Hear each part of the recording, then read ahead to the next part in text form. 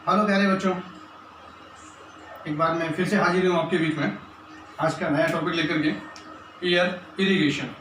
Last दोनों lecture में आप लोगों ने दोनों लेक्चर देखे होंगे, उसमें आपका आई और ईयर दोनों इंस्टॉलेशन हमारा हो गया था। आज का हमारा टॉपिक रहेगा ईयर इरिगेशन।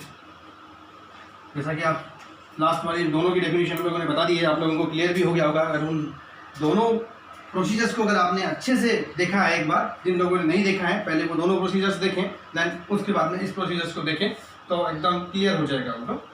तो आज के प्रोसीजर पे मैं आपको बताऊंगा सारा कि आपको ईयर इरिगेशन कैसे किया जाता है, उसमें कौन कौन से सॉल्यूशंस यूज किए जाते हैं और उसकी आपकी हाइट कितनी रखी जाती है, ठीक है, कंसंट्रेशन कितनी कितनी होगी उसकी, क्या क्या उसकी कॉम्प्लिकेशंस हो सकती है, क्या क्या आर्टिकल्स की आपको नीड होती है उसमें, और क्वेश्चंस कैसे पूछे गए प्रीवियस एग्जाम्स में, आगे उसको पूछने की क्या पॉसिबिलिटी है, कैसे पूछे जाएंगे, वो एग्जामिनर से एक कदम आगे बढ़ करके भी हम क्वेश्चन सोल्व करने की कोशिश करेंगे ताकि कोई भी क्वेश्चन छूटे नहीं, एटलीस्ट कोशिश करेंगे। तो ठीक है, आप लोगों का थोड़ा सा कॉपरेशन चाहिए मुझे, तो ठीक है आगे बढ़ते हैं हम लोग। आप एक बार जिन लोगों ने लाइक नहीं किया है वो एक बार लाइक कर दीजिए, सब्सक्राइब कर दीजिए उत्कर्ष नर्सिंग एकेडमी जो हमारा यूट्यूब चैनल है उसको। तो ठीक है, चलते हैं आज ईयर इरिगेशन पे। तो सबसे पहले तो हम डेफिनेशन की बात करते हैं कि ईयर इरिगेशन होता क्या है। तो ईयर इरिगेशन होता है कि year irrigation is the organ, year की बात कर रहे हैं सबसे पहले कि ईयर क्या है। Year is the organ of hearing and also involve the balance. तो प्राइमरी फंक्शन की अगर मैं बात करूं, what is the primary function of year, तो इन दोनों में से आप क्या टेक करेंगे।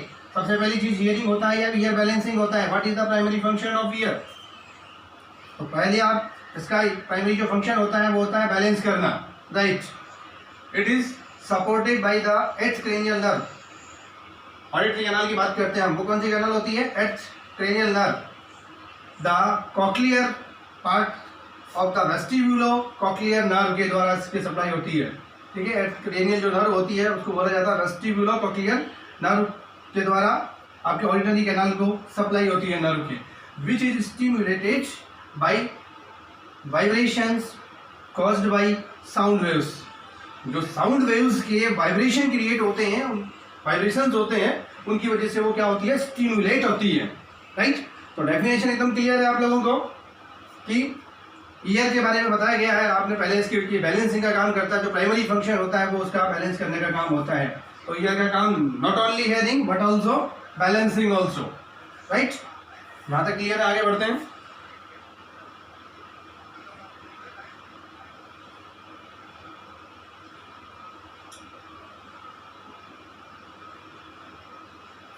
इससे पहले वाले जो हमारे YouTube चैनल है उस पर जो ईयर के हम लोगों ने पार्ट 1, पार्ट 2 और पार्ट 3 डाले हैं, अगर आप लोगों ने उन तीनों पार्ट्स को देख लिए हैं अच्छे से, अगर देखा होगा तो ये सारी चीज़ मुझे समझाने की जरूरत नहीं पड़ेगी, लेकिन फिर भी मैं थोड़ा सा इसको एक्सप्लेन कर देता हूँ आप लोगों के लिए ताकि आपको और भी अच्छा क्लियर हो।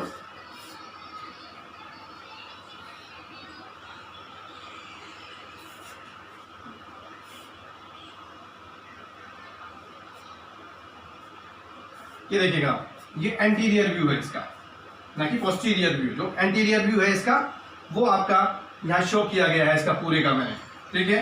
ये वाला पार्ट आपका कहलाता है कॉक्लिया कहलाता है, राइट। और ये सारी के सारी आपकी वेस्टिब्युलर जो नर्व होती है वो यहाँ से एंटर होती है, देखिएगा वेस्टिब्युलर जो नर्व है वो आपकी यहाँ से एंटर हो रही है, ठीक है। और ये जो कॉक्लियर नर्व है वो यहाँ से देखिएगा एंटर हो रही है आपकी, दिख रही होगी आप सभी लोगों को, ठीक है। तो ये आपकी सेमिलुनर डक्ट है आपकी, वो यहाँ से होती है, देखिएगा ये आपकी सेमिलुनर डक्ट है, यहाँ से एंट्री कर रही है ये, ठीक है। ये ऑरिकुलर है आपका, ऑरिकल्स इसको बोला जाता है, ठीक है। ये इसका लेटरल पार्ट है, ये हेलिक्स पार्ट है, इसको बोला जाता है। ये वाला पार्ट जो है आपका ये कहलाएगा आपका हेलिक्स कहलाएगा, ठीक है। ये आपकी टिम्पेनिक मेम्ब्रेन है जिसका हम बार बार जिक्र करेंगे अभी, ये आपकी टिम्पेनिक मेम्ब्रेन है यहाँ पर, राइट। ये टिम्पेनिक मेम्ब्रेन है, ठीक है। ये तीनों आपकी बोन्स होती है यहाँ पर, मेलियस, इंकस, स्टेपिस, ठीक है। इनका पार्ट 1 और पार्ट 2 और पार्ट 3 में हम लोग जिक्र किए हैं, कर चुके हैं। यहाँ मैं ज़्यादा एक्सप्लेन नहीं करूँगा आपको, आप उन वीडियोज़ को देख लीजिएगा, बिल्कुल एकदम क्लियर हो जाएगा आप लोगों को, ठीक है जी। तो ये वहाँ बात की हम लोगों ने कि टिम्पेनिक मेम्ब्रेन है, ये आपकी ऑडिटरी कैनाल है, राइट। ये देखिएगा, ये आपकी ऑडिटरी कैनाल जा रही है यहाँ से, ठीक है। ये ऑडिटरी कैनाल हो गई आपकी। एक्सटर्नल ऑडिटरी मीटर्स की बात करते हैं, ये एक्सटर्नल ऑडिटरी मीटर्स है आपका, ठीक है। ये आपकी ऑडिटरी कैनाल हो गई, ये सारी की सारी जो है ये ऑडिटरी कैनाल है आपकी, ठीक है। यहाँ तक का एरिया, ये आपका ईयर मीटर्स है आपका, ठीक है। एक्सटर्नल ऑडिटरी मीटर्स है, ये एक्सटर्नल ऑडिटरी मीटर्स ये वाला एरिया है आपका, राइट। तो ये आप लोगों को क्लियर हो गया होगा, ये ईयर लोब कहलाता है, ये जो है आपका ये ईयर लोब कहलाता है, राइट। ये सारी स्ट्रक्चर आप लोगों को एकदम क्लियर हो गई। ये आपका कोक्लिया हो गया, ठीक है। यहाँ पे एक बार ये पूरी की पूरी आप टिम्पेनिक की कैविटी हो गई आपकी, ये वाला एरिया है, ये टिम्पेनिक आपकी कैविटी है, ठीक है। तो ये आप ठीक है, एक बार उसमें ऑडिटरी ये ट्यूब हो गई आपकी, ये वाली क्या कहलाती है, ये ऑडिटरी ट्यूब हो गई। आप पार्ट 2 देखिएगा आप, एकदम आपको क्लियर हो जाएगा, कोई दिक्कत नहीं है, ठीक है। अब इससे आगे बढ़ते हैं हम लोग।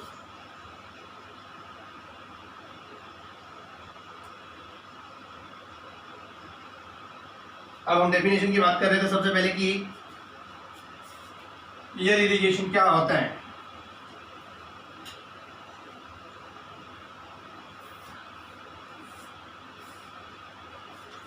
Year irrigation, and year irrigation is the washing, क्या होता है, washing of the external auditory canal. ध्यान रखिएगा, एक बार ध्यान से सुनिए, washing of the external auditory canal with a stream, एक स्ट्रीम के साथ में, धारा के साथ, प्रेशर के साथ में, ऑफ द लिक्विड, लिक्विड का प्रेशर के द्वारा आपके एक्सटर्नल ऑडिटरी कैनाल को वॉश करना क्या कहलाता है, ईयर इरिगेशन। अब पर्पज क्या क्या है इसके, क्यों करते हैं हम लोग, what are the purpose of, यहाँ से क्वेश्चन पूछेगा एग्जामिनर आपसे कि ईयर आप जो इरिगेशन करने जा रहे हैं उसका पर्पज क्या है। तो फर्स्ट में बात करूँ आप लोगों को, to remove the ear wax, ear में जो आपकी वैक्स जमा हो गई है उसको रिमूव करने के लिए, to remove the foreign body, अगर कोई भी फॉरेन बॉडी जो उसमें एंटर कर गई है तो उस फॉरेन बॉडी को रिमूव करने के लिए आपको ईयर इरिगेशन करना होगा। To clean the ear in case of purulent discharge, अगर किसी तरह कोई प्यूरुलेंट डिस्चार्ज हो रहा है तो उसको क्लीन करने के लिए। To clean the ear in case of purulent, किसी भी तरह का अगर वहाँ से कोई डिस्चार्ज हो रहा है, कोई पास्टरसिपेशन हो रहा है वहाँ पर, तो उस कहाँ से, मिडिल ईयर का अगर इन्फेक्शन है जिसकी वजह से कोई भी प्यूरुलेंट डिस्चार्ज हो रहा है वहाँ पर, तो उस डिस्चार्ज को क्या करने के लिए, क्लींस करने के लिए हम क्या करते हैं, ईयर इरिगेशन करते हैं। एंटीसेप्टिक इफेक्ट करने के लिए, कोई भी इन्फेक्शन है तो उस इन्फेक्शन को वॉश आउट करना है हम लोगों को।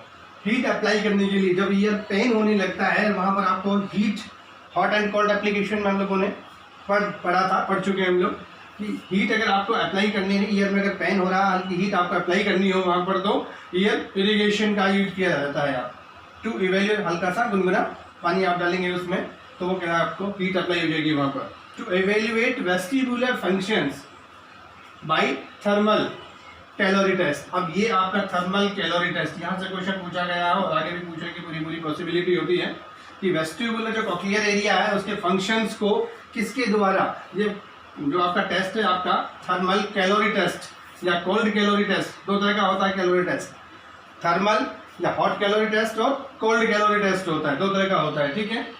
तो उसके केस में आपका कैलोरी टेस्ट है, उसका दूसरा नाम भी होता है। एनीवन कोई बताएगा कि इसका दूसरा सेकंड नाम क्या होता है, कैलोरी टेस्ट को किस नाम से भी जाना जाता है, बाईथर्मल टेस्ट के नाम से भी जाना जाता है, इसको ध्यान रखिएगा। ये जो आपका कैलोरी टेस्ट है इसको बाईथर्मल के नाम से भी जाना जाता है, बाईथर्मल टेस्ट के नाम से भी इसको जाना जाता है। तो अगर आपसे एग्जामिनर क्वेश्चन यहाँ से पूछेगा, बहुत इंपॉर्टेंट एरिया ध्यान रखिएगा कि एग्जामिनर आपसे क्वेश्चन पूछेगा कि बाईथर्मल टेस्ट या कैलोरी टेस्ट किसके विजुअलाइजेशन के लिए, किस एग्जामिनेशन के लिए किया जाता है, तो वहाँ ध्यान रखिएगा कि ईयर एग्जामिनेशन के लिए, ईयर एग्जामिनेशन में भी स्पेसिफाई वो पूछता है आपसे, तो आप ध्यान रखिएगा वेस्टिबुलर फंक्शन के लिए, वेस्टिबुलर फंक्शन को एक्सेस करने के लिए कौन सा टेस्ट किया जाता है, कैलोरी टेस्ट या बाईथर्मल टेस्ट की मैं बात करूँ वो किया जाता है आपका, ठीक है।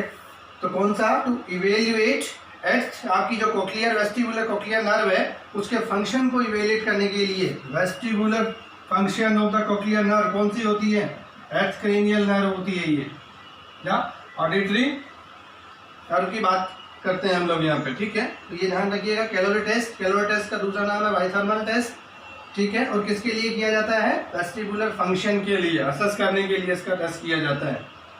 ठीक है, कोई भी फॉरेन बॉडी है तो उसको रिमूव करने के लिए, तो परफेक्ट ध्यान रखिएगा, कोई भी फॉरेन बॉडी है उसको रिमूव करने के लिए clean the ear in case of purulent, किसी भी तरह का कोई प्यूरुलेंट डिस्चार्ज अगर हो रहा है तो उसको क्लीन करने के लिए, ठीक है, जो मिडिल ईयर के इन्फेक्शन का कोज हो सकता है तो उसको क्लीन करने के लिए ईयर इरिगेशन किया जाता है। एंटीसेप्टिक इफेक्ट के लिए, हीट अप्लाई करने के लिए, और वेस्टिबुलर फंक्शन जो अभी हमने बात की आपके थर्मल कैलोरी टेस्ट की बात की, बाइथर्मल टेस्ट की बात की, तो ये सारे इसके पर्पस हो गए आपके।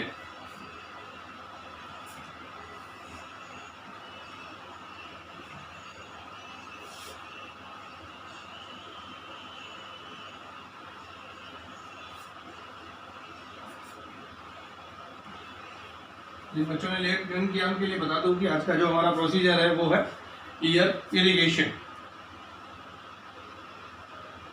अब सॉल्यूशंस की बात आती है कि सॉल्यूशंस वहाँ कौन कौन से सॉल्यूशंस यूज किए जाते हैं। यहाँ से क्वेश्चन रहता है एग्जामिनर कि which solution in the following are used in ear irrigation. Ear irrigation में कौन सा सॉल्यूशन आप यूज करेंगे, तो वहाँ आप यूज कर सकते हैं बोरिक एसिड। बोरिक एसिड की जो परसेंटेज होती है, कंसंट्रेशन होती है, वो 2 to 4% यूज किया जाता है। सोडियम बाइकार्बोनेट सॉल्यूशंस आप यूज किया जाता है, सोडियम बाइकार्बोनेट की परसेंटेज क्या होती है, 1% यूज करते हैं।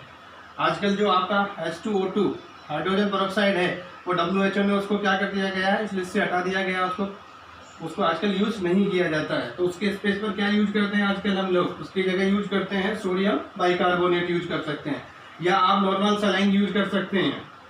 हाइड्रोजन पेरोक्साइड देखिएगा 2%, अगर उसकी कंसंट्रेशन आप यूज करें तो 2% कंसंट्रेशन यूज करते हैं, बट आजकल इसको हटा दिया गया जैसा मैंने आपको बताया जस्ट अभी। ठीक है, तो ये इसकी कंसंट्रेशन ध्यान रखिएगा। आप प्लेन वाटर भी यूज कर सकते हैं, वहाँ पर नॉर्मल सलाइन की हमने बात की, आप प्लेन वाटर भी यूज कर सकती है। तो ये सारे एक बार रिवाइज कर लीजिए अच्छे से कि कौन कौन से सॉल्यूशन आप यूज कर रहे हैं। बोरिक एसिड का कंसंट्रेशन क्या थी आपकी, 2 to 4% है। सोडियम कार्बोनेट सॉल्यूशन आप यूज कर सकते हैं, उसकी परसेंटेज 1% होगा। नॉर्मल सलाइन वही 0.9% नॉर्मल सलाइन आप यूज करेंगे। हाइड्रोजन पेरोक्साइड की बात करूँ तो 2% यूज होता है यहाँ पर। प्लेन वाटर आप इसमें यूज कर सकते हो। तो ये सॉल्यूशंस आप ध्यान रखिएगा एक बार, राइट।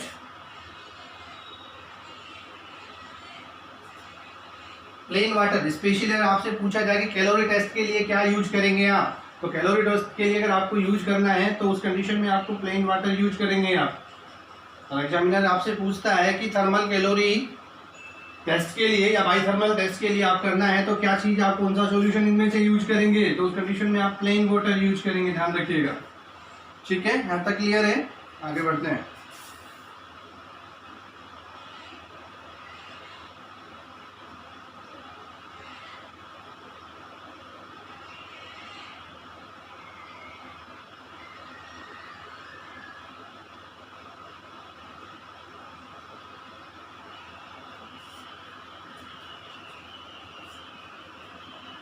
या जनरल इंस्ट्रक्शंस देख लेते हैं कि क्या क्या जनरल इंस्ट्रक्शंस है उसके, जो आपको फॉलो करने हैं। प्रोसीजर करने से पहले जनरल इंस्ट्रक्शंस जानना जरूरी है, जो कि सबको पता है कि सबसे पहले एक्सप्लेन करेंगे हम पेशेंट को, प्रोसीजर एक्सप्लेन कर दिया जाएगा। जनरल इंस्ट्रक्शन की मैं बात करूं, explain the procedure to the patient. Patient को ये यूनिवर्सल हमारा रूल है, ठीक है, ताकि उसका कॉन्फिडेंस जीता जा सके और उसका कोऑपरेशन हम लोग को मिल सके। तो इन दोनों चीज़ों के बेनिफिट के लिए कि पेशेंट का हमें एक तो कॉन्फिडेंस मिल जाएगा और दूसरा उसका कोऑपरेशन मिले, इसलिए पूरा प्रोसीजर उसको एक्सप्लेन किया जाएगा, उसको डिटेल में बताने की जरूरत नहीं है। Strengthen the external auditory canal by holding the patient year, यानी स्ट्रेंथ उसकी आपको बनी रहे, इसलिए उस केस में हम क्या करेंगे स्ट्रेंथन के लिए कि एक्सटर्नल जो ऑडिटरी कैनाल है उसको होल्ड किया जाएगा। अगर पेशेंट आपका क्या है adult, in the case of adult क्या करेंगे उस कंडीशन में, अपवार्ड, जो हमें लास्ट में देख चुके हैं। ये इंस्टीलेशन में हम लोगों ने देखा, पहले अपवार्ड देन उसके बाद डाउनवार्ड किया जाएगा। ठीक है, पहले अपवार्ड के बाद में फिर उसके बाद में बैकवर्ड किया जाएगा, पहले अपवार्ड देन बैकवर्ड। ठीक है, in case of adult and pull it downward and backward. ठीक है, सबसे पहले अपवर्ड के देन बाद उसके बाद में बैकवर्ड आपको करना है, बैकवर्ड के बाद में फिर आपको करना है आपको pull it in downward and backward, right. Where irrigation the ear direct the stream of solution, stream से आपको डायरेक्टली स्ट्रीम से इस तरह प्रेशर से आपको सिरिंज जो यूज करेंगे उससे आप डायरेक्ट प्रेशर से क्या करेंगे, उसको स्ट्रीम के द्वारा इरिगेट करेंगे।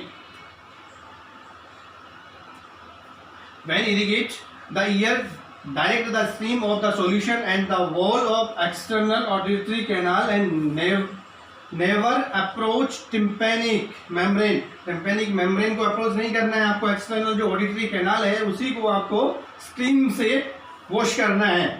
To prevent damage to it which it cause deafness, क्योंकि आपकी जो इंटरनल कैनाल है, ऑडिटरी कैनाल है, उसी को वॉश करना है आपको, टिम्पेनिक मेम्ब्रेन को बचा करके रखना है उस कंडीशन में।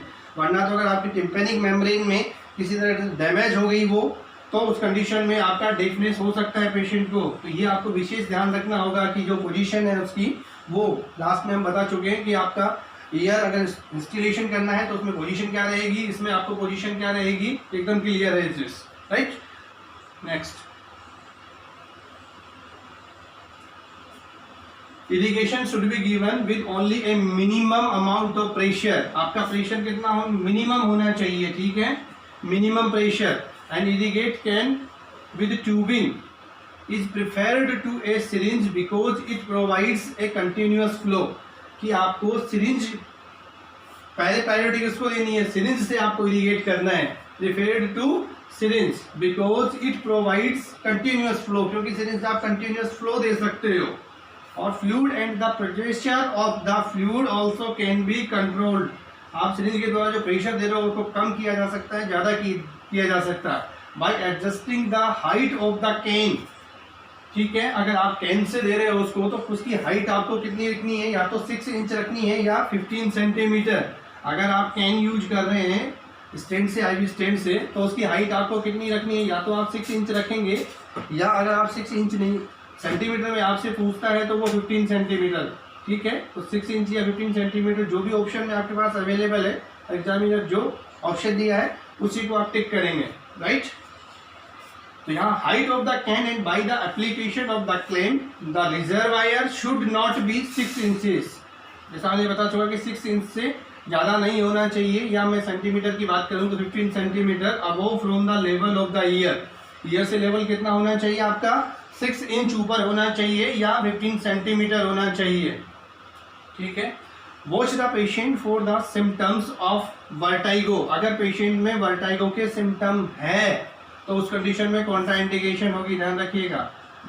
अगर पेशेंट में वर्टिगो की कोई भी आपकी हिस्ट्री है पेशेंट में, तो उस कंडीशन में आप कॉन्ट्राइंडिकेशन होगा। और टिम्पेनिक मेम्ब्रेन अगर उसकी रप्चर है किसी तरह का उसमें, तो उस कंडीशन में भी आपका कॉन्ट्राइंडिकेशन होगा, ध्यान रखिएगा इसका, ठीक है। एक चीज और ध्यान रखिएगा, आपका कॉन्ट्राइंडिकेशन में हाइग्रोस्कोपिक प्रोडक्ट का नाम सुना होगा आप लोगों ने, हाइग्रोस्कोपिक, मैं बता दूं आप लोगों को, हाइग्रोस्कोपिक प्रोडक्ट की बात करते हैं हम लोग, हाइग्रोस्कोपिक प्रोडक्ट कि ठीक है, अगर आपके ईयर कैनाल में कोई भी सीड चला गया है, फॉर एग्जांपल जैसे कि मस्टर्ड का सीड हो गया आपका, मस्टर्ड सीड या गेहूं का सीड चला जाता है, गांव में बच्चे खेलते रहते हैं उसमें, ठीक है, खेलते टाइम कुछ ना कुछ कान में डाल लेते हैं वो लोग, राइट। तो वो क्या करेंगे, अगर आप इस कंडीशन में ईयर इरिगेशन करेंगे तो वाटर, नेचुरल सी बात है कि वाटर अंदर जाएगा। नॉर्मल सलाइन आप यूज कर रहे हैं, बोरिक एसिड यूज कर रहे हैं, या जो भी यूज कर रहे हैं आप, तो उस कंडीशन में वो आपके ईयर में अंदर जाएगा, वो सीड क्या करेगा, फूल जाएगा। फूलने के बाद में वो क्या करेगा, पेन कोज करेगा, एरिया को, काफ़ी एरिया को घेर लेगा वहाँ पर। ये इतना सा था, इसकी को इतना बड़ा हो जाएगा, तो आपका ईयर कैनाल में वो सीवियर पेन कर सकता है। इसीलिए ये आपका हाइग्रोस्कोपिक प्रोडक्ट इस कंडीशन में, तो कौन कौन सी कंडीशन में कॉन्ट्राइंडिकेट होगा, ध्यान रखिएगा। तो सबसे पहली चीज़, अगर पेशेंट की वर्टिगो की हिस्ट्री है या आपकी टिम्पेनिक मेम्ब्रेन रप्चर हो रखी है उस कंडीशन में, या हाइग्रोस्कोपिक प्रोडक्ट की हिस्ट्री है, कान में कोई सीड चला गया है, तो उस कंडीशन में आप इरिगेशन नहीं करेंगे। तो ये 3 चीज़ ध्यान रखिएगा, ठीक है। तो watch the patient for the symptoms of vertigo, की पेशेंट में वर्टिगो के सिम्टम तो नहीं हैं। अगर ऐसा कोई सिम्टम आपको नज़र आ रहा है तो उस कंडीशन में आप कॉन्ट्राइंडिकेट कर देंगे, प्रोसीजर को नहीं करेंगे उस कंडीशन में, ठीक है बच्चों, समझ में आ रहा है। चलिए नेक्स्ट चलते हैं, इरिगेशन, ठीक। Symptoms of burger, if this occurs the irrigation should B discontinued कर देंगे आप उस कंडीशन में। यूज स्टेराइल इक्विपमेंट्स, जो भी इक्विपमेंट्स आप यूज कर रहे हैं वो सारे के सारे स्टेराइल टेक्निक आपको फॉलो करनी है। Always do the procedure in an adequate light, light source आपका प्रॉपरली होना चाहिए, अदरवाइज आपको जो मिडल ईयर है, इंटरनल एरिया है, वो प्रॉपरली विजुलाइज नहीं होगा और उसके आपके टिम्पेनिक मेम्ब्रेन के डैमेज होने के चांसेस ज़्यादा रहेंगे। तो लाइट सोर्स आपका है वो प्रॉपरली होना चाहिए। अब आपकी इस कंडीशन में नर्सिंग रेस्पॉन्सिबिलिटी की अगर मैं बात करूं तो क्या नर्सिंग रेस्पॉन्सिबिलिटीज होगी आपकी?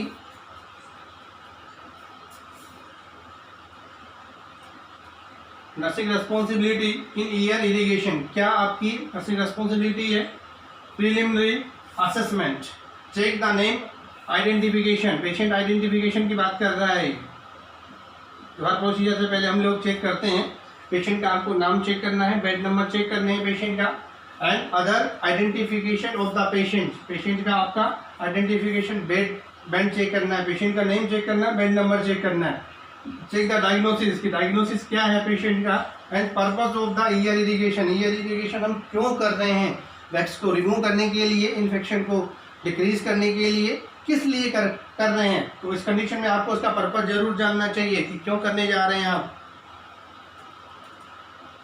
Check the doctor's order and the specific instructions, अगर उसने कोई स्पेसिफिक डॉक्टर ने इंस्ट्रक्शन दे रखे हैं regarding the type of solution की, आपका सॉल्यूशन कौन सा यूज करना है, आपको बॉरिक एसिड यूज करना है, हाइड्रोजन पेरोक्साइड यूज करना है या क्या यूज करना है, स्पेसिफिक अगर उसने कोई आपको डायरेक्शन दे रखी है सॉल्यूशन के रिगार्डिंग तो वो आप ध्यान से देखेंगे। Type of solution to be use and the movement of the patient, की पेशेंट को कितना मूवमेंट करवाना है या मूवमेंट नहीं करवाना है, किस पोजीशन में रखना है।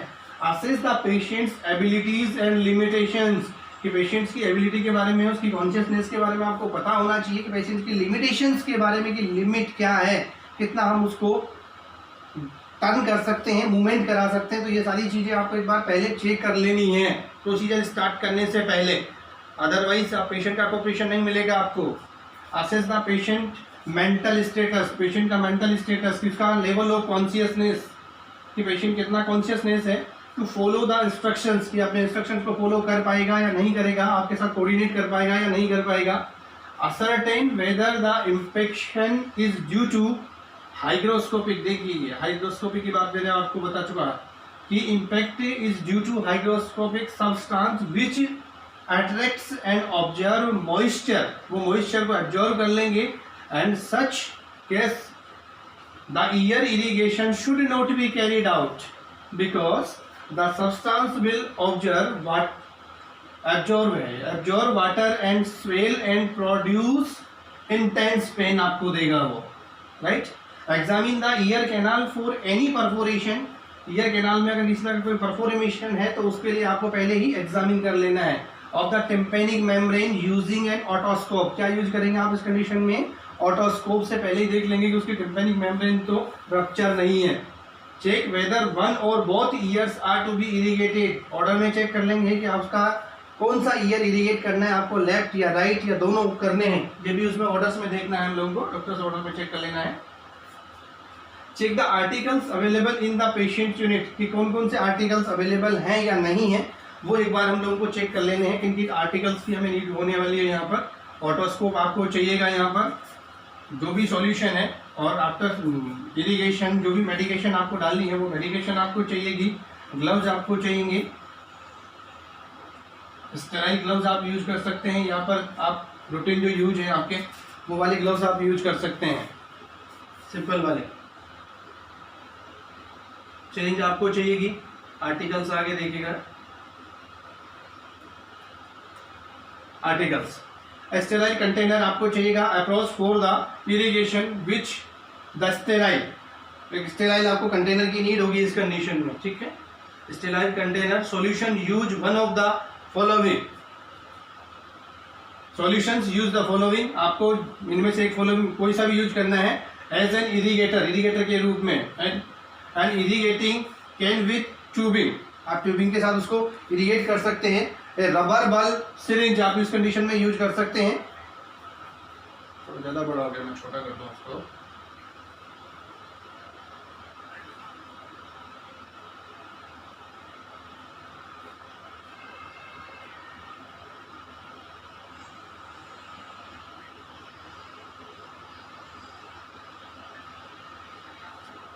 ट्यूबिंग के साथ जुड़ा हुआ होना चाहिए, ठीक है। दूसरी चीज़ है रबर बल्ब सिरिंज आप यूज कर सकते हैं इस कंडीशन में, 2 चीज़ यूज कर सकते हैं।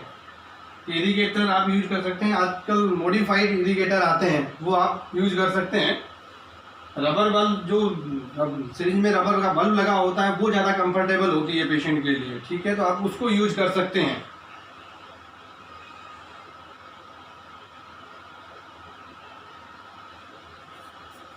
मेटल सिरिंज, आप मेटल सिरिंज यूज कर सकते हैं, या उस कंडीशन में दोनों सिरिंज आपके पास उसके बाद बलून लगा हुआ आता है वो सिरिंज यूज कर सकते हो, या फिर आप मेटल सिरिंज यूज कर सकते हैं इस कंडीशन में।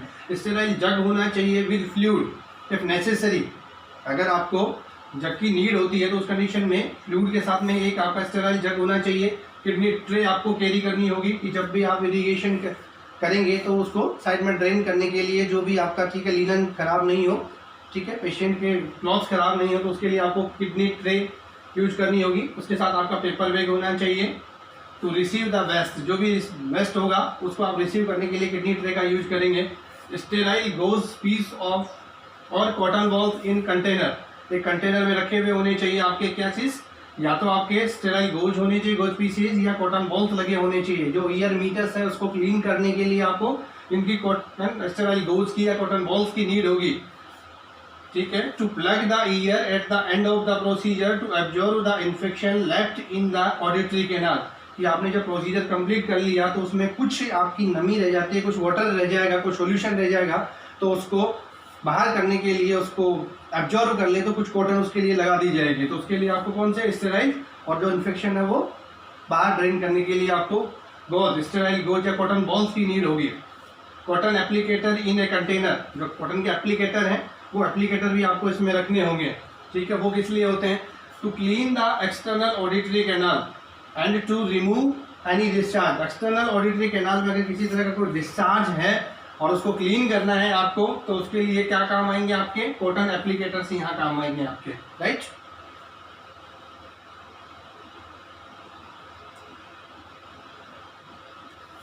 हाँ, present the these will present infection, क्योंकि वहाँ इन्फेक्शन कोज कर सकते हैं, आपके फोर्स कर सकते हैं into the middle year, force होकर के मिडल ईयर में नहीं चले जाए, इसलिए आपको एप्लीकेटर्स यूज करने होंगे, ठीक है।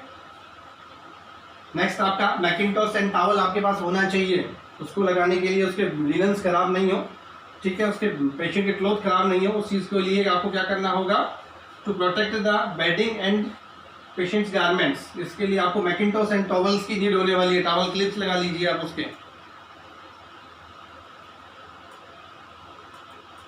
Transfer forceps in a container, transfer जो फोर्सेप्स है वो भी आपके पास में अवेलेबल होनी चाहिए। ये क्यों अवेलेबल होनी चाहिए, to handle the sterile supplies, sterile procedure करने के लिए आपको क्या चाहिए कि स्टेराइल कंटेनर होना चाहिए, फोर्सेप्स होनी चाहिए, ताकि अगर वैक्स बाहर आ रही है, अगर इजीली बाहर नहीं आ रही है, तो आप उससे फोर्सेप्स से पकड़ करके उसको क्लीन करके उसको बाहर रिमूव कर सकें आप। तो उसके लिए आपको फोर्सेप्स की नीड होगी। ईयर मेडिकेशंस की प्रोसीजर करने के बाद में जिस भी मेडिकेशन की आपको नीड है, जो प्रेस्क्रिप्शन पे लिखी हुई है, वो मेडिकेशन आपको रखनी होगी। To instil into the ear after the irrigation, irrigation के बाद में आपको मेडिकेशन डालने की जरूरत होगी, तो वो मेडिकेशन अकॉर्डिंग टू प्रिस्क्रिप्शन आपको रखनी है। आईवी स्टैंड आपको चाहिए, ताकि अगर आप कैन यूज कर रहे हैं तो adjust the height of the irrigator, irrigator जो भी आप यूज कर रहे हैं तो उसकी हाइट को एडजस्ट करने के लिए आपके पास क्या होना चाहिए, एक आईवी स्टैंड होना चाहिए। Spot light and head mirrors, spot light होनी चाहिए जो हम ओटी में यूज करते हैं जनरली, वैसे स्पॉट लाइट आपके पास हो, या फिर हेड मिरर होना चाहिए, ताकि उसके मिरर के अकॉर्डिंग उसका हेड को हमें जितना बैलेंस करना उतना बैलेंस कर सकें। आईवी स्टैंड इसलिए होना चाहिए, स्पॉट लाइट और आपका हेड मिरर क्यों चाहिए, to visualise the ear cavity, external ear canal और ऑडिटरी कैनाल को आप विजुअलाइज करने के लिए किसका यूज करेंगे, स्पॉट लाइट आपके पास होनी चाहिए या फिर मिरर होना चाहिए, तभी आप उसको इजीली विजुअलाइज कर सकते हैं। ये देखिए इस टाइप की आपकी ये कैंस होगी, इसको इस तरह से यूज किया जाएगा। इसको ये देखिएगा, ये दिख रहा है आपको, तो इसको यहाँ से प्रेस करके यहाँ ईयर में डालेंगे और प्रेस करके आप जितना प्रेशर मेंटेन करना चाहते हैं उतना प्रेशर डाल करके उसको इरिगेट कर सकते हैं। सॉल्यूशन यूज करके इसमें भर लीजिए सॉल्यूशन, और उसके बाद जितना प्रेशर लगाना है आपको प्रेशर लगा करके आप उसको फोर्स करते रहिए। जो भी अंदर आपकी वैक्स होगी, जो भी अंदर, वो सारी की सारी वॉश आउट हो जाएगी, और यहाँ आपको किडनी ट्रे लगा करके रखना है, राइट।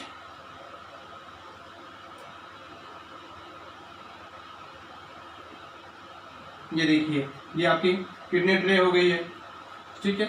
ये एप्लीकेटर्स हो गए आपके, ये कॉटन स्वाब्स हो गए आपके, इनको आप यूज कर सकते हैं इनसे इजीली रोटेट मूवमेंट में, ठीक है।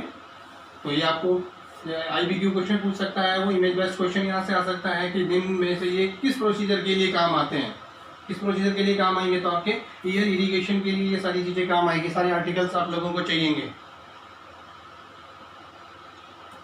ये देखिएगा, ये क्या है आपका, ये टावल, ये आ गया आपका टावल मैकिन्टॉश हो गया, और ये आपका टावल हो गया, और ये साथ में टावल क्लिप्स हो गई। ये आपका मैकिन्टॉश हो गया, उसके साथ में ये टावल क्लिप्स आप यूज कर सकते हैं। जिस तरह आपको जहाँ फिक्स करना हो ये टावल क्लिप्स आप यूज कर लीजिएगा। क्या है ये टावल क्लिप्स है, ये आपकी मैकिन्टॉश है और टावल है साथ में आपका। ये क्या चीज़ है आपकी, ये आपका IV स्टैंड है, ठीक है। ये इरीगेटर है आपका, जो भी सॉल्यूशन आप यूज कर रहे हैं वो उसको आप इस तरह से हैंग कर देंगे। और हाइट का आपने जैसे मैंने बताया कि आपका 6 इंच या 15 सेंटीमीटर रखना होगा, तो IV स्टैंड की हाइट के अकॉर्डिंग आप उसको एडजस्ट कर दिए, जितनी आपको हाइट चाहिए उतना। और ये आपका इरीगेटर है, इसमें देखिए साथ में IV स्टैंड से इसको कर रहे हैं। इससे फ्लश कर सकते हो आप या सिरिंज से कर सकते हो। प्रिपरेशन ऑफ द पेशेंट, कैसे आप प्रिपेयर करेंगे पेशेंट को, क्या क्या करेंगे। सबसे पहले तो वही चीज़ आपको कि एक्सप्लेन द प्रोसीजर आपको एक्सप्लेन करना होगा सारा, ठीक है, पेशेंट के कॉन्फिडेंस के लिए, और उसको कोऑपरेशन प्राप्त करने के लिए पूरे एक्सप्लेन करो कि क्यों करने जा रहे हैं हम, आपका ईयर इरिगेशन क्यों कर रहे हैं, इसके आउटकम्स क्या है, वो सारी चीज़ हमें एक्सप्लेन कर देनी है पेशेंट को, ठीक है। कोऑपरेशन उसका प्राप्त हो, हमें पेशेंट का कॉन्फिडेंस उसका पेशेंट का बढ़ जाए, इसलिए हम उसको पूरा प्रोसीजर एक्सप्लेन करेंगे। Unless contraindicated, make the patient to sit on a chair with a back support. एक चेयर पे आप उसको बिठा सकते हैं, पीछे बैक सपोर्ट उसका होना चाहिए। और अगर कॉन्ट्रा इंडिकेट नहीं हो, कितना मूवमेंट कराना है नहीं कराना हो, फिजिशियंस के ऑर्डर में आपको प्रॉपरली एक बार चेक करना है कि कितना उसको मूवमेंट देना है या नहीं देना है। तो उसके अकॉर्डिंग हम पेशेंट की पोजीशन डिसाइड करेंगे। अगर पोजीशन की हम बात करते हैं पेशेंट की, तो कौन सी पोजीशन देते हैं हम लोग पेशेंट को, सुपाइन पोजीशन देते हैं पेशेंट को, ठीक है। और जिस साइड में आपको अफेक्टेड है, जो आपका ईयर इरिगेशन आपको करना है, उस साइड में पेशेंट को टिल्ट करवा लेंगे उसका, ठीक है। Leaning against the back of the chair, ठीक है। Leaning if the patient condition doesn't allow for a sitting position, sitting position के लिए अगर उसकी पोजीशन उसकी कंडीशन अलाउ नहीं करती है आपको, have the patient laying down position लेटा दीजिए on his back with the head turn slightly. किस साइड में आप स्लाइटली उसका सिर घुमा देंगे, जिस साइड आपका अफेक्टेड है, slightly to the side to be irrigated. अगर मुझे ये इरीगेट करना है तो ठीक है, स्पाइन पोजीशन में, और इसको थोड़ा सा इस तरह आप लोग स्लाइटली टर्न कर दीजिएगा ताकि इजीली ड्रेन कर सके, जो भी आप सॉल्यूशन यूज कर रहे हैं वो इजीली ड्रेन आउट हो सके ग्रेविटी के थ्रू। तो ये खास ध्यान रखना है आपको पोजीशन का थोड़ा। प्लेस द मैकिन्टॉश, अब उसके बाद क्या करेंगे, place the mackintosh and towel under the head of the protect to bleeding and the garments, ठीक है। उसके ऊपर पेशेंट का उसकी बेडिंग को उसके गारमेंट्स के ऊपर, ठीक है। आपका सोल्यूशन नहीं गिरे तो उसको प्रोटेक्ट करके रखें, इसलिए क्या यूज करेंगे हम लोग, मैकिन्टॉश का यूज करेंगे और टॉवल का यूज करेंगे। Place the kidney tray under a ear to be irrigated, जिस ईयर को इरीगेट किया जा रहा है उसके नीचे क्या प्लेस कर देंगे हम लोग, किडनी ट्रे प्लेस कर देंगे। Ask the patient to adjust the position of the kidney tray against the neck to receive the return flow. जो भी आप सॉल्यूशन यूज करें वो रिटर्न फ्लो वापस आएगा, इसलिए पेशेंट की सिचुएशन के अकॉर्डिंग उसके कंफर्टेबल के हिसाब से आप क्या कर लेंगे, उसको किडनी ट्रे को एडजस्ट करवा लेंगे। पेशेंट से पूछ लेंगे आप कि आप ठीक है कंफर्टेबल हैं। Arrange to provide enough light for the procedure, properly spot light आपके पास में जो भी लाइट अवेलेबल है, लाइट का सोर्स प्रॉपरली होना चाहिए। Arrange the articles conveniently in the patient's unit, patient के बेड साइड पे आपको उसको यूनिट में उसकी में जो भी आप आर्टिकल्स हैं उसको आप अपनी टेबल के ऊपर में इजीली वे में एडजस्ट कर लेंगे ताकि आपको अनकंफर्टेबल नहीं हो। If the patient is a child और अनकोऑपरेटिव, रेस्ट्रिक्ट द मूवमेंट्स।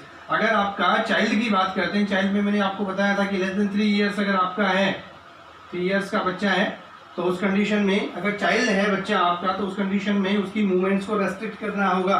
तो आप उसको हैंड आपको उसको टाई करने होंगे, और ठीक है अपने जो साथी कली जो भी स्टाफ है उसको आप ले लेंगे, उसकी मदद से उसको टाई करके रखेंगे पेशेंट को, क्योंकि वो कोई भी मूवमेंट कर सकता है।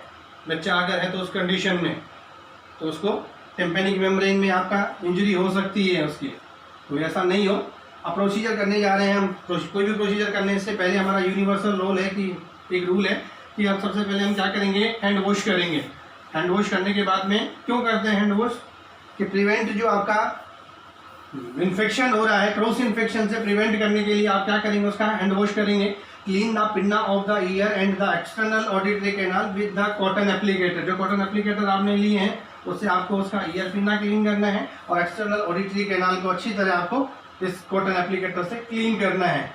अगर क्यों करते हैं कि any discharge present in the area will not be flushed into the middle year, ताकि उसको मिडल ईयर में उसका इन्फेक्शन नहीं चला जाए। इसीलिए आप क्या करेंगे उस कंडीशन में, जो आपने कॉटन एप्लीकेटर यूज किए हैं उस कॉटन एप्लीकेटर से आप ईयर कैनाल को और ईयर पिन्ना को अच्छी तरह से क्लीन कर लेंगे। Cotton applicator dipped in the cleansing solution, जो भी क्लींजिंग सॉल्यूशन आप यूज कर रहे हैं, 2% बोरिक एसिड यूज कर रहे हैं आप, सोडियम बाइकार्बोनेट यूज कर रहे हैं, उसमें अच्छे से आप डिप कर लीजिए। उसको बाद में ईयर मीडियस को अंदर उसको क्लीन कर लीजिए, क्योंकि अगर कुछ भी अगर उसमें प्रेजेंट है will not be flushed into the middle year, middle ear में नहीं जा सके, एक्सटर्नल ईयर से मिडल ईयर में इन्फेक्शन नहीं जाए, इसके लिए इसको सारा क्लीन करना बहुत जरूरी है आपको। नेक्स्ट आप बात करेंगे, if an irrigation can is used, irrigation can अगर आप यूज कर रहे हैं उस केस में जो भी आपको दिखाई दी मैंने उसमें आईवी स्टैंड पे लगी हुई थी, अगर irrigation can is used adjust the height of the can not more than 6 inches above the level of the ear, open the clamp and expel the air from the tubing। अगर उसमें किसी तरह की कोई एयर है अगर आपकी IV set में ट्यूबिंग में, तो उसको आप रिमूव करिए, पहले ड्रेन कर दीजिए अदरवाइज, और उसके बाद में सॉल्यूशन को ड्रॉ करना है। क्यों, अगर उसमें कोई ईयर आपकी रह जाएगी तो वो क्या कोज कर सकती है, वर्टाइगो कोज कर सकती है पेशेंट को, ठीक है। If air is introduced into the ear it will produce loud sounds produce कर सकती है एंड कोज डिस्कम्फर्ट, पेशेंट में डिस्कम्फर्ट ला सकती है। Adjust the height of the can help to regulate the flow or fluid, जो 6 inches की या 15 सेंटीमीटर आप रखोगे तो वो उसको रेगुलेशन में मदद करेगी, आपको फ्लो एक बना रहेगा उसका। अगर उससे ज़्यादा फ्लो आप रखेंगे तो आपकी टेम्पेनिक मेम्ब्रेन रप्चर हो सकती है, इसीलिए एक निश्चित आपको हाइट रखनी है जो फिक्स मैंने आपको बताया। To the syringe and expel the air by holding it vertically, syringe से क्या करेंगे, इसको होल्ड करेंगे, वर्टिकली आपको होल्ड करके रखना होगा। Test the temperature of the solution on the inner aspect of the wrist, test the temperature कि टेम्परेचर उसका कितना होना चाहिए। ध्यान रखिएगा यह टेम्परेचर बहुत इंपॉर्टेंट है कि जो भी आप सॉल्यूशन यूज कर रहे हैं उस सॉल्यूशन का टेम्परेचर क्या होना चाहिए। रेंज अगर आपसे पूछता है, यहाँ ध्यान देने योग्य बात है कि अगर वो रेंज की बात करता है आपसे तो उस कंडीशन में क्या आपका आंसर होगा, अगर वो एग्जैक्ट आपसे पूछता है तो क्या आंसर होगा। तो इस कंडीशन में होगा आपका, अगर रेंज पूछता है तो 37 से लेकर के 38 डिग्री सेल्सियस की बात करता है। तो अगर इसको मैं कन्वर्ट करूँ आपका फ़ारेनहाइट में तो कितना आएगा, 98 से 100 डिग्री फ़ारेनहाइट। तो अगर आपको डिग्री सेल्सियस में दे रखा है तो 37 degree Celsius to 38 degree Celsius, और अगर वो डिग्री फ़ारेनहाइट में आपसे पूछता है तो 98 टू 100 डिग्री फ़ारेनहाइट आपको रखना है, ठीक है। बट अगर इसके अलावा अगर आपको ऑप्शन दे रखा है बॉडी टेम्परेचर, तो किस कंडीशन में आपका आंसर क्या जाएगा, इस कंडीशन में आपकी प्रायोरिटी होगी, इस कंडीशन में आप आंसर देंगे बॉडी टेम्परेचर, न कि आप ये रेंज की बात करेंगे इस कंडीशन में, ठीक है। तो ये ध्यान रखना आप लोगों को। कोल्ड एंड हॉट एप्लीकेटर भी, वार्म वाटर भी आप यूज करते हैं इस कंडीशन में। Cold and hot plain water अगर आप यूज कर रहे हैं तो उस कंडीशन में उसका टेम्परेचर क्या होना चाहिए। अगर आप कोल्ड वाटर यूज कर रहे हैं, जो कैलोरी टेस्ट अगर आप कर रहे हैं तो उस कंडीशन में अगर आप कोल्ड यूज कर रहे हैं तो कोल्ड की कंडीशन में टेम्परेचर कितना होना चाहिए आपका। कोल्ड एंड प्लेन वाटर अगर आप यूज कर रहे हो तो कोल्ड कितना होना चाहिए, 65 से लेकर के 80 डिग्री फ़ारेनहाइट होना चाहिए आपका इसका। अगर कोल्ड और हॉट एप्लीकेशन की अगर मैं बात करूं तो आपका कितना होना चाहिए, ये होना चाहिए इसका टेम्परेचर 65 से 80 फ़ारेनहाइट आपका होना चाहिए, ठीक है। तो ये ध्यान रखिएगा आपका कि टेम्परेचर की बात कर रहे थे कि test the temperature of the solution on the inner aspect of the wrist. Inner aspect of the wrist से आपको टेम्परेचर चेक करना है। The temperature variation between the fluid and the body temperature cause vertigo. अगर आपने ज़्यादा temperature पे दे दिया तो उसको क्या होगा, पेशेंट को वर्टिगो हो सकता है। Strengthen the ear canal by pulling the ear pinna of the ear. Ear आपकी कैनाल एकदम स्ट्रेट हो जाए, सीधी हो जाए, ताकि वैक्स को इजीली रिमूव किया जा सके। उसके लिए क्या करना होगा, आपको पिन्ना को पुल करके देखना होगा वो डायरेक्शन में। आपको अडल्ट है तो उस डायरेक्शन में, और अगर चाइल्ड है तो उस डायरेक्शन में, जो बता चुका हूँ। Straight auditory canal allow fluid to reach up to the middle ear तक इजीली पहुंच सकता है, up to the tympanic membrane and boost the area thoroughly. It allow the visualisation of the entire canal को easily visualise कर सकते हो। किस direction में, आपको भी बता चुका हूँ कि upward and downward and backward in adults. पहले अपवर्ड करेंगे देन बैकवर्ड करेंगे, ठीक है। Upward and downward, and upward कर लीजिए फिर डाउनवर्ड कीजिए, देन बैकवर्ड आपको करना होगा इस कंडीशन में, ठीक है। अगर एडल्ट है तो उस कंडीशन में ही ध्यान रखिएगा पोजीशन के बारे में। इस कंडीशन में टिम्पैनिक मेम्ब्रेन इजीली विजुअलाइज हो जाएगी। उसको थोरोली वॉश करिए, वॉश करके फिर उसको ड्रेन कर लीजिए आप।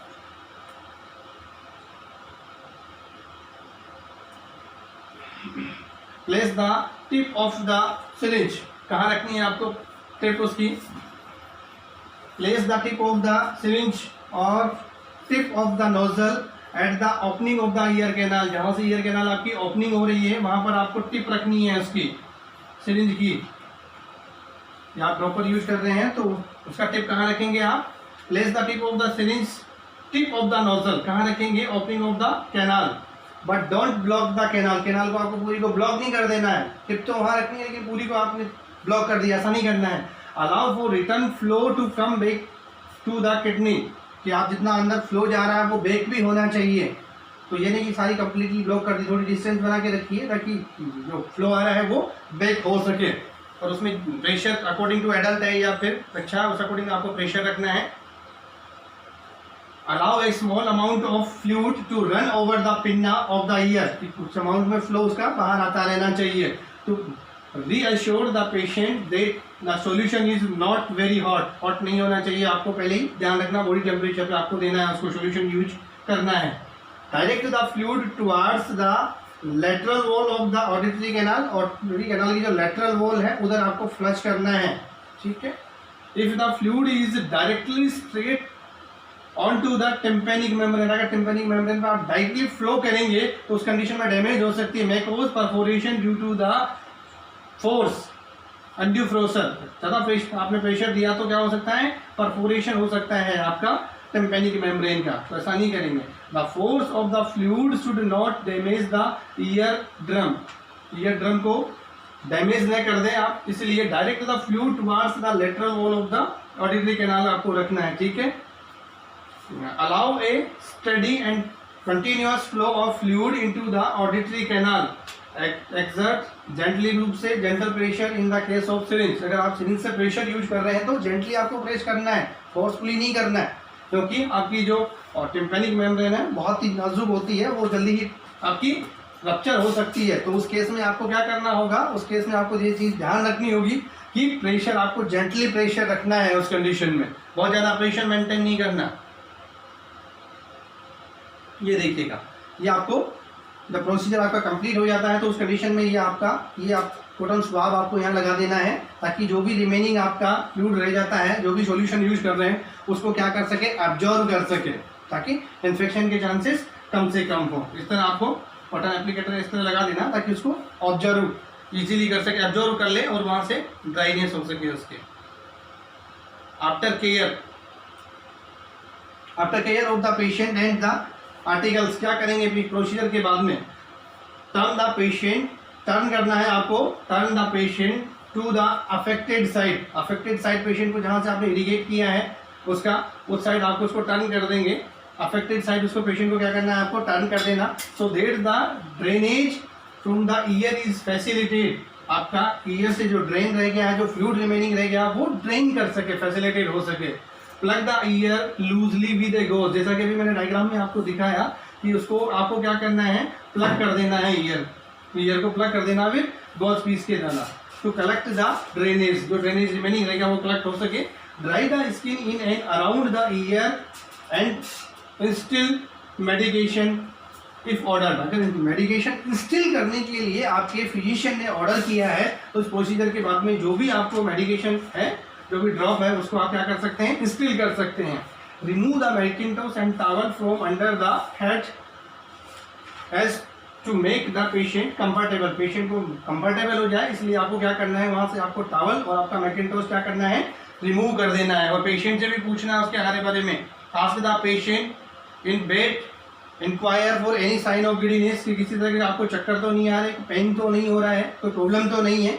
और पेशेंट का हालचाल भी आपको पूछ लेना चाहिए, बीच बीच में प्रोसीजर करते टाइम भी पूछ लेना आप ठीक हैं, कोई प्रॉब्लम तो नहीं है। Collect all articles used and take them to the utility room में आप उसको ले जाइए, जो भी आर्टिकल्स आपने लिया है। Clean them first and the cold water and then the warm soap water. पहले कोल्ड वाटर से थॉरोली आप जो टैप वाटर है उससे रिंज ऑफ कर लीजिए, उसके बाद में आपको वार्म वाटर से यूज करना है। Rinse them thoroughly, dry them and send for sterilization. Sterilization के लिए आप उनको पैक करके भेज दीजिए। हैंड वॉश कर लीजिए, बिफोर एंड आफ्टर आपको हैंड वॉश करना ही करना है। Record the treatment, the type of solution use, documentation जरूरी है। कोई भी प्रोसीजर अगर आपने किया है तो उसका डॉक्यूमेंटेशन बहुत जरूरी है। आपने द इफेक्ट ऑफ ट्रीटमेंट क्या रहा, along with the date and time in nurses record. आपके जो नर्सिंग नोट्स आप लिखते हैं उस नर्सिंग नोट्स में आपको क्या करना है, तो आपने प्रोसीजर कब परफॉर्म किया, उसका डेट क्या थी, उसका टाइम क्या था, सॉल्यूशंस आपने कौन सा किया, इफेक्ट क्या रहा उसका, वो सारी चीज़ मेंशन करनी है, अपने साइन करने हैं। ये चीज़ कभी नहीं भूलनी है। तो ठीक है, आपको ये आपका ईयर इरिगेशन है। मैक्सिमम चीज़ें मैंने कवर करने की कोशिश की है। अगर कोई चीज़ रह जाती है तो हमारा जो क्वेश्चन हो पेपर होगा उसमें हम चीज़ें और कवर कर लेंगे। तो क्या क्या चीज़ें इसमें और हो सकती है आपकी, कि इसमें कॉम्प्लिकेशन क्या हो सकती है पेशेंट को।